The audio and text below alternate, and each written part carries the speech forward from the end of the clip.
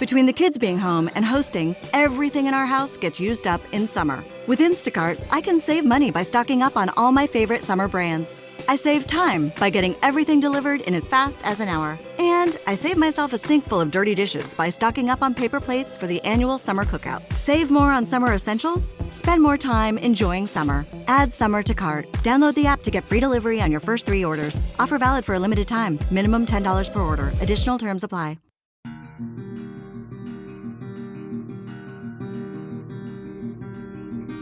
Have you ever wondered who was the first person to drink milk from a cow, or who became the first person to undergo surgery?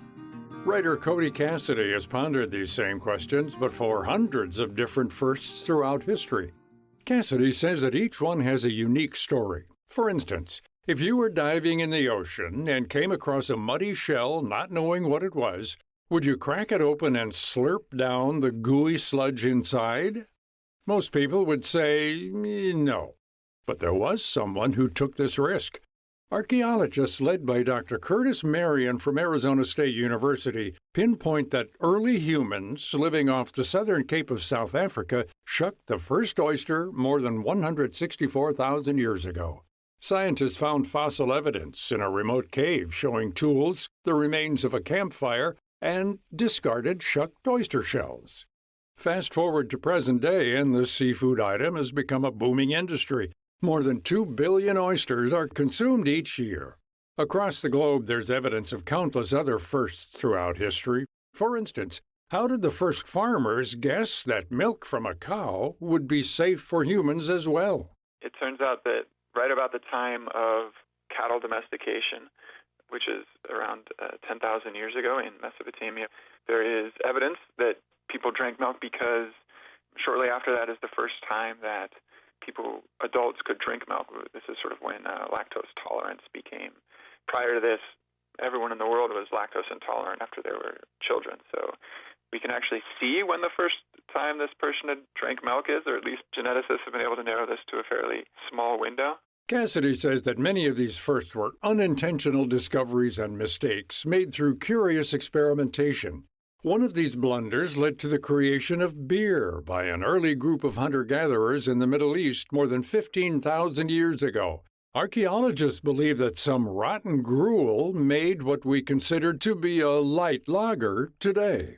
They made a watery granola or a gruel and simply left it out in the sun. And yeast would have fermented it within a day or two into a mildly alcoholic beverage, what we would call a beer. And this person, who I called Osiris, had the courage to drink it. And when she did, it was really changed the course of human history, because beer can be made from cereals, of course, and cereals are also a food. So when she started gathering cereals intensively, the rest of her community, called the Neptufians, began gathering cereals intensively. This led to farming. So it was really one of our greatest discoveries, or at least most consequential discoveries, and it was made entirely by accident. Another accidental invention was the bow and arrow. Cassidy learned from Dr. Miriam Hadel, an expert in paleoanthropology, that it was first created for entertainment and leisure more than 64,000 years ago. It wasn't until years later that it was transformed into a weapon. Scientists at Duke University are credited with discovering the first death by bow and arrow. Skeleton remains showed that it was an elderly male Neanderthal struck by an arrow in what is now present-day Iraq. It's theorized that he may have still been alive after the arrow pierced his chest, but died within weeks from infection or lung collapse. Some of the other more gruesome firsts are medical inventions, such as the first basic brain surgery, which Cassidy says took place more than 7,000 years ago in eastern France.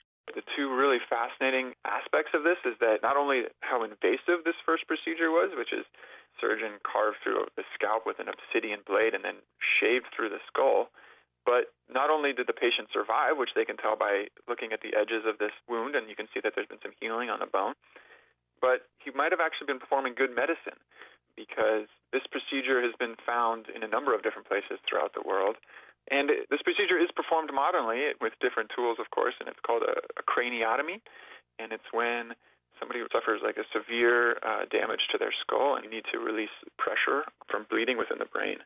And so there was a lot of wartime going on. There was a lot of wars at this time, a lot of injuries, and in Peru they found this procedure was performed frequently when there was evidence of skull fractures. So there is certainly evidence that he was performing good medicine.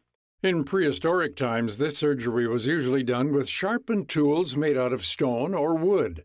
The fact that early humans could figure out that creating a hole in the skull after injury could actually help someone by alleviating pressure is remarkable, especially since it's a surgery that's still performed in hospitals today. We know the Egyptians used it to wash their bodies. They're some of the first that we have evidence of using it to wash their bodies.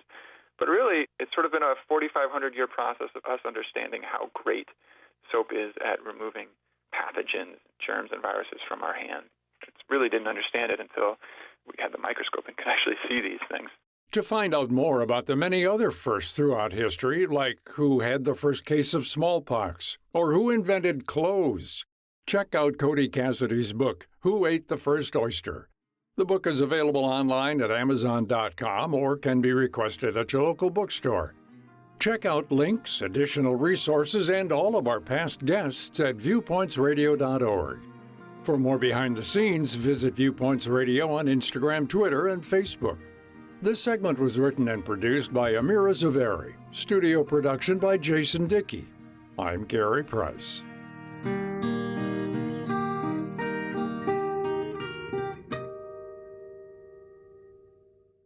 Coming up on Viewpoints. Our kids today are getting messages from the media, from their peers' parents, teachers, coaches, to achieve. With so much pressure, when is there time to enjoy being young? Then, the problem is not with the technology, but the planning for end of life. And one of the challenges that we see is 90% of end of life panels end up in the landfill. America's growing solar panel problem. I'm Marty Peterson. and I'm Gary Price. These stories in depth on your public affairs magazine, Viewpoints.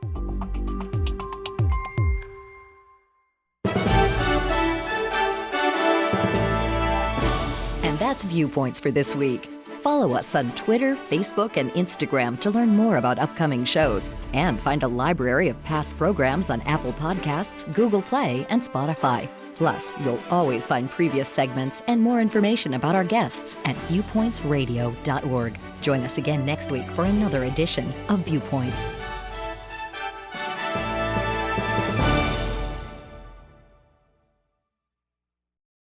It's always the right time deal. Hey, want to go to Mickey D's for lunch? Ooh, let's go now. But it's not lunchtime yet. If we're going to McDonald's, it's always the right time. Yeah, it's hard to argue with that. There's a deal for every lunch hour at McDonald's. Now's the time to get 2 for $3.99. Mix and match a 4-piece McNuggets, a McDouble, a McChicken, or a hot and spicy McChicken. Price and participation may vary. Cannot be combined with any other offer. Single item at regular price.